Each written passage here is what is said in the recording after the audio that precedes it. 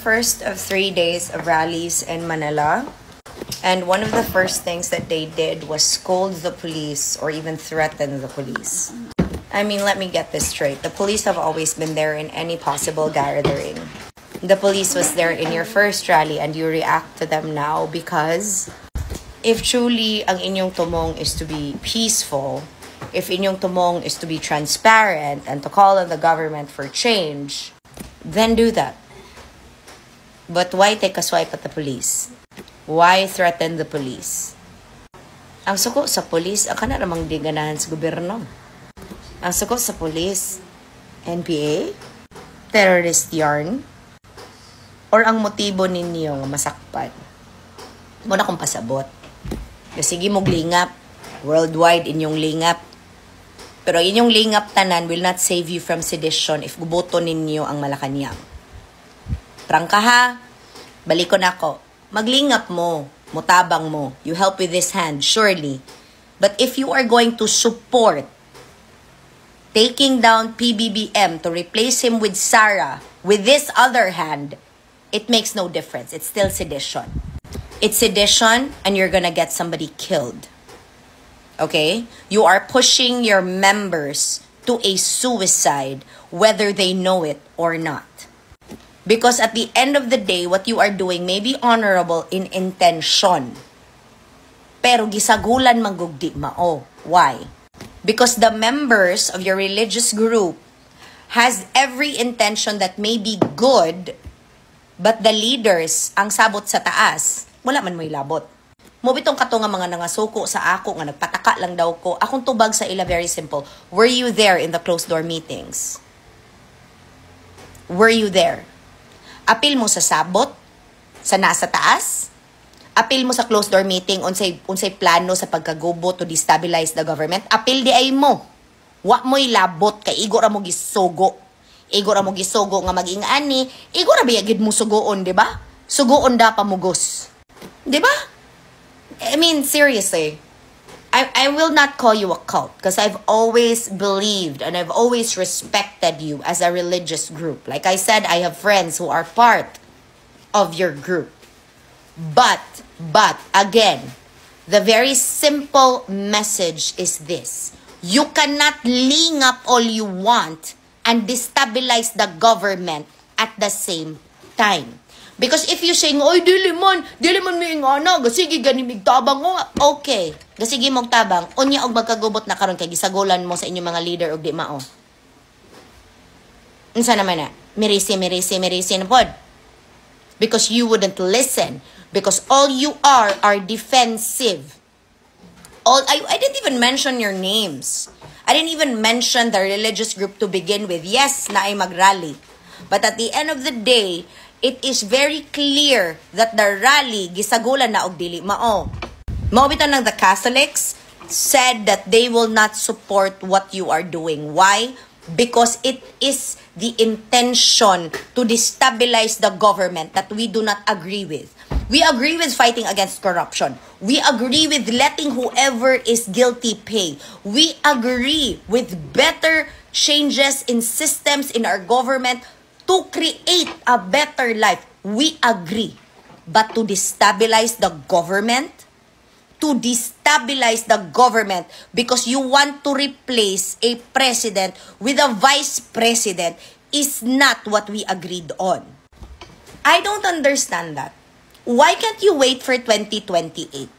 If you have such a strong contender to win the election in 2028, why can't you wait? Why can't you wait until then? Diba? I don't get that. Bakit atat? Bakit atat na atat? Diba?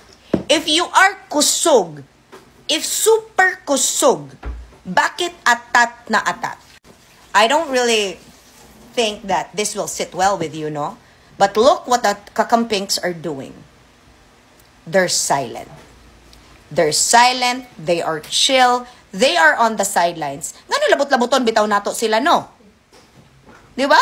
DDS? Ano labot-laboton man ninyo ang kakamping? Ngagipildi man kaha nato sila. Unya inyo silang labot-laboton. No. No, no, no, no. Because at this point, ang mga kakamping ang na-strong contender. Kamo ang DDS ang wala. Because Leni Robredo does not come from a political dynasty. Leni Robredo only became a politician because of Sir Jesse. May God protect his soul. None of her daughters are mayors, senators, none. None. And congratulations to Trisha who recently got engaged. But Leni Robredo looks so much presidential than Sarah. Sorry guys. OMG. Because no matter what, sa gipang sulti ni Leni sa una nga, medyo nakakatawa ko. I would much rather choose that nga kalma kasi sa inyo nga atat na atat nga ang inyong gisuportahan mo kanta nga di mao ang lyrics. Na ay lyrics nga mismo siya igo. Unya karon magrally-rally mo, di ba? Magrally-rally ang INC, makisakay mo.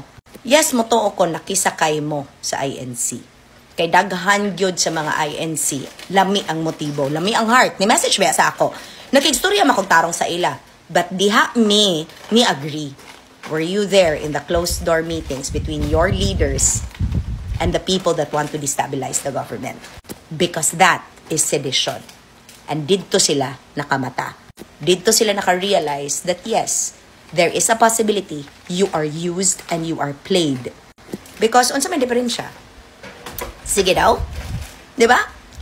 If Sara Duterte is a really strong contender in 2028, then why can't you wait?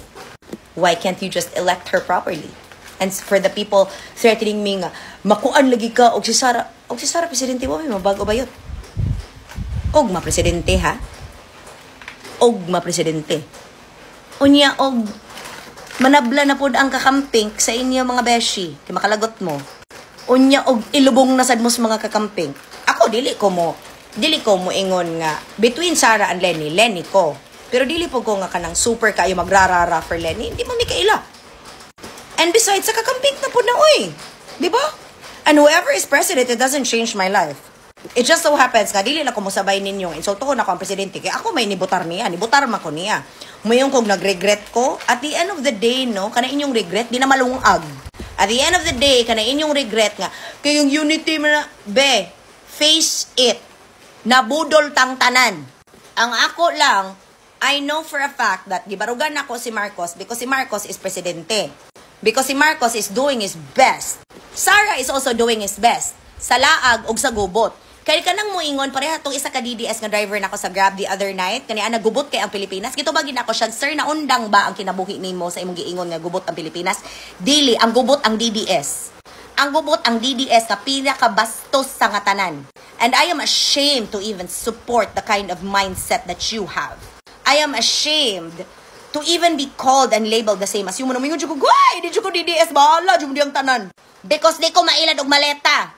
Dili ko matarantar og himuon akong hero si Zaldico. And mas labaw nang dili ko magrali-rali og tulo ka adlaw nga akong irisgo akong kinabuhi para lang panaogon si PBBM bugo. Because my gosh, stay at home. Kay if you want transparency, if you want change it within yourselves and start at home. Kay don't tell me ang korupsyon nga naras taas. Of course not, to aras ubos. Holler. So good pas purok leader. Pag sure ninyo diha. So good pa ninyo nga dili ibalik ang sukli sa mga kwarta nga gihatag sa inyong mamas inyoha ay kuglabda. At the end of the day, don't use religion to justify your wrongdoing. Don't do charity work with one hand and destabilize the government with another. And gigamit ramo. Gigamit ramo because gullible mo.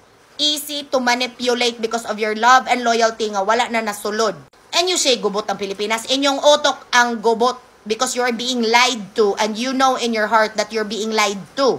Maunang gubot. Pero kami that can see clearly what the truth is and what bullshit is, dili gyud gubot. You're simply drinking tea while you all are there nagkagubot. Because you can't decide. Bisan gani ang script ni Orly og ni Zaldi.